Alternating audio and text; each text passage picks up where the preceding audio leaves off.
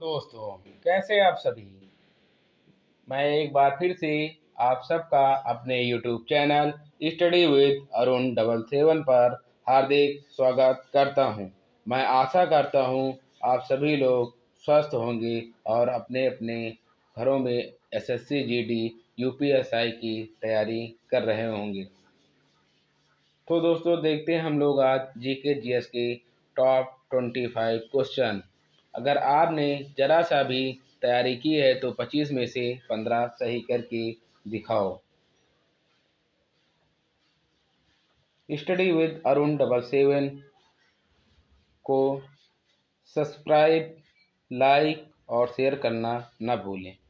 चलिए जो दोस्तों, आज का हमारा चैप्टर है GK and GS, general knowledge and general science. वायुमंडल की किस परत से रेडियो तरंगें परावर्तित होती हैं? जी हाँ दोस्तों, वायुमंडल की किस परत से रेडियो तरंगें परावर्तित होती हैं, जिससे कि हम लोग अपने रेडियो में या अपने डिश में कुछ सुन पाते हैं या टीवी में कुछ देख पाते हैं। तो हमारा आंसर क्या हो जाएगा? आयन मंडल। आयन मंडल, जिसे ही हम इंग्लिश में आयनोस्फेयर बोलते हैं। चलिए दोस्तों, देखते हैं नेक्स्ट क्वेश्चन। पवित्र भूमि के नाम से कौन सा देश जाना जाता है? या किस देश को पवित्र भूमि के नाम से जानते हैं? हमारा आंसर हो जाएगा फिलिस्तीन। जी हाँ दोस्तों, फिलिस्तीन देश को पवित्र भूमि के नाम से जाना जाता है। क्षेत्रफल की दृष्टि से भारत का सबसे बड़ा राज्य कौन सा है?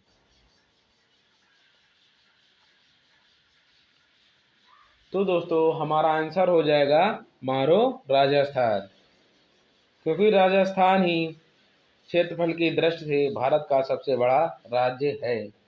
अगर जनसंख्या की दृष्टि से बात करें तो हमारा आंसर क्या हो जाएगा? उत्तर प्रदेश।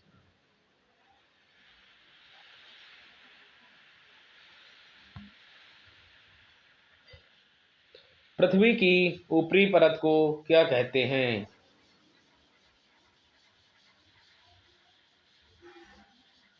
भूपर्पटी, क्रस्ट। पृथ्वी की ऊपरी परत को भूपर्पटी या क्रस्ट कहा जाता है। भारत का सबसे पक्की सड़क वाला राज्य कौन सा है? जी हाँ दोस्तों, भारत के किस राज्य में सर्वाधिक पक्की सड़कें हैं? आंसर हो जाएगा महाराष्ट्र। विश्व का चीनी का भंडार या चीनी का कटोरा के नाम से कौन सा देश जाना जाता है? तो दोस्तों, हमारा आंसर हो जाएगा क्यूबा। क्यूबा को चीनी का भंडार या चीनी का कटोरा के नाम से जाना जाता है। वायुमंडल में सर्वाधिक मात्रा में उपस्थित गैस कौन सी है? हमारा आंसर हो जाएगा नाइट्रोजन। इसका प्रतिशत कितना हो जाएगा? 78.03%। नेक्स्ट क्वेश्चन देखते हैं। पदार्थ की चौथी अवस्था कौन सी होती है? हमारा आंसर हो जाएगा प्लाज्मा। पहली अवस्था पदार्थ की ठोस, दूसरी द्रव, तीसरी गैस और चौथी प्लाज्मा और पांचवी पोस आइंस्टीन मॉलिक्यूल। चावल का देश किसे कहा जाता है? तो दोस्तों, हमारा आंसर हो जाएगा थाईलैंड। थाईलैंड को चावल के देश के नाम से जाना जाता है।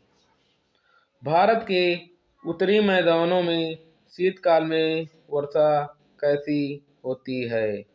तो हमारा ऑप्शन हो जाएगा पश्चिमी विक्षोभ से। भारत के उत्तरी मैदानों में शीतकाल में वर्षा पश्चिमी विक्षोभ से होती है। देखते हैं नेक्स्ट क्वेश्चन। रिक्टर स्केल क्या नापता है? रिक्टर स्केल भूकंप की तीव्रता नापता है।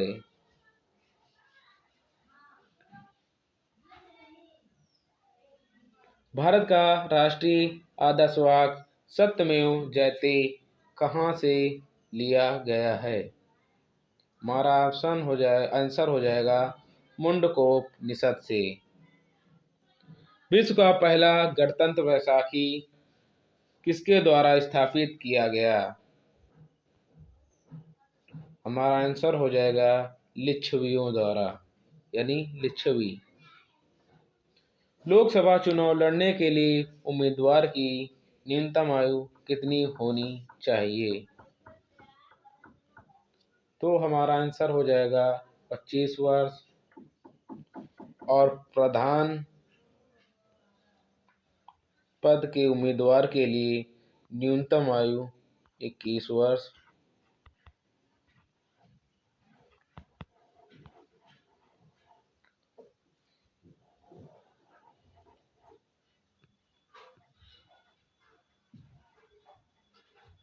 ग्राम प्रधान।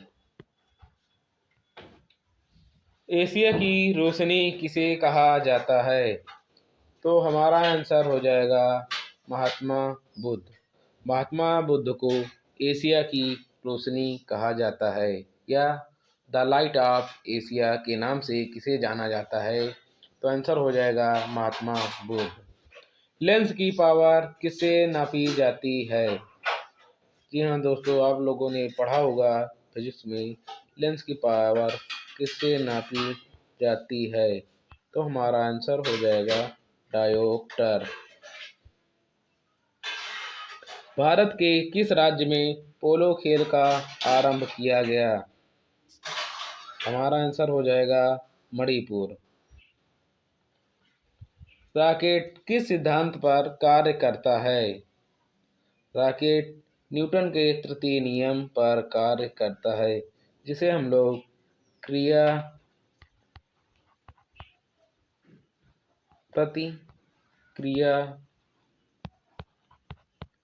का नियम भी कहते हैं। पायलट लक्ष्य को निशाना बनाने के लिए बम गिराता है। कहाँ गिराता है? लक्ष्य से पहले।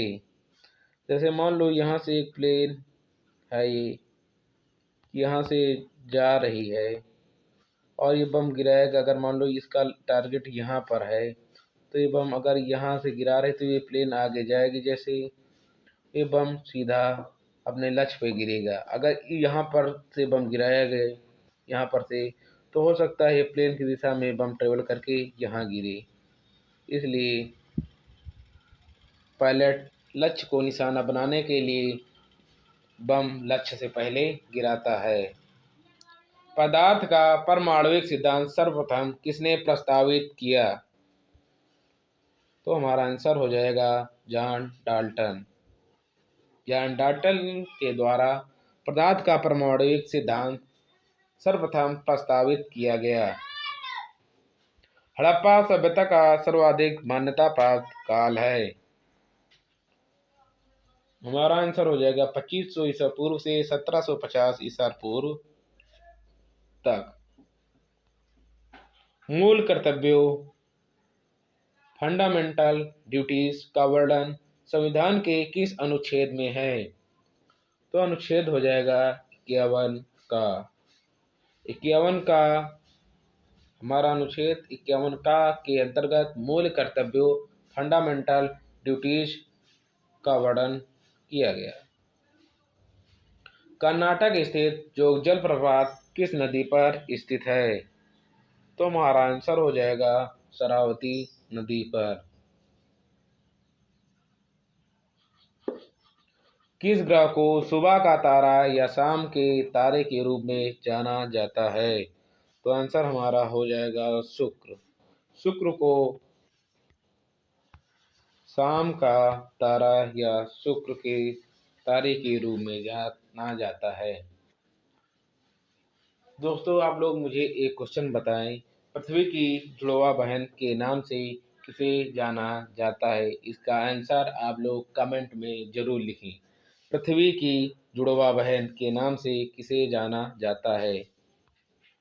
जब कोई वस्तु स्वतंत्र रूप से ऊपर से गिराई जाती है तो उसकी कुल ऊर्जा पर क्या प्रभाव पड़ता है?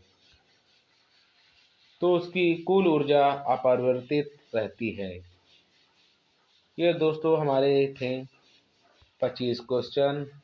आप लोगों के 25 में से कितने मार्क्स आए? 25 में से कितने मार्क्स आए? कमेंट अवश्य करें और हमारे चैनल को लाइक, सब्सक्राइब और शेयर अवश्य करें। जय हिंद, जय भारत।